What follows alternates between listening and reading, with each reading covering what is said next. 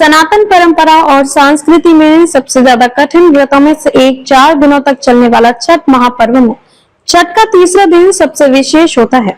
छठ पर्व में पहले दिन नहाए खाए, दूसरे दिन खरना के बाद निर्जला व्रत प्रारंभ होता है और तीसरे दिन संध्या के समय डूबते हुए सूर्य को अर्घ्य देना होता है। उस समय आस्था और संपूर्ण भक्ति पूर्ण विश्वास के साथ निर्जला व्रत रख करके व्रती भगवान सूर्यदेव को किसी नदी, घाट, कुंड, तालाब पर कमर तक पानी में खड़े होकर अपनी अंजलि में जल भरकर सूर्य भगवान को अर्घ्य अर्पित करते हैं। उस समय का ऐसा सुंदर दृश्य मन और आत्मा में ईश्वर के लिए समर्पित होता है। इस प्रकृति में सबके लिए सब कुछ सूर्य देव ने दिया है। ऐसी मान्यता है कि संध्या के समय सूर्य भगवान अपनी पत्नी प्रत्युषा के साथ रहते हैं। यह 4 दिन के छठ महापर्व का सबसे खास दिन होता है।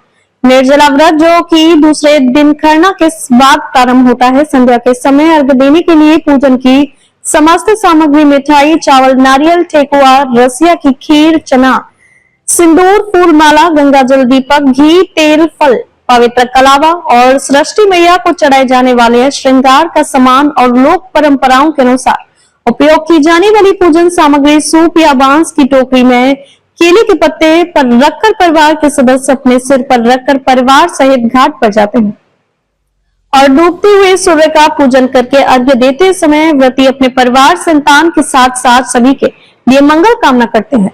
अर्घ्य अर्पित करते समय सूर्य मंत्र का उच्चारण करने से ऐसा माना जाता है कि मंत्र के साथ अर्घ्य देने से शरीर में ऊर्जा का संचार होता है, सौभाग्य, सफलता और स्वास्थ्य की प्राप्ति होती है। अर्घ्य अर्पित करके परिवार सहित अपने घर आकर के अगले दिन उगते हुए सूर्य को अर्घ्य देने के पश्चात व्रत का पारण किया जाता है। इसी के साथ 4 दिनों के छठ महापर्व की समाप्ति होती है।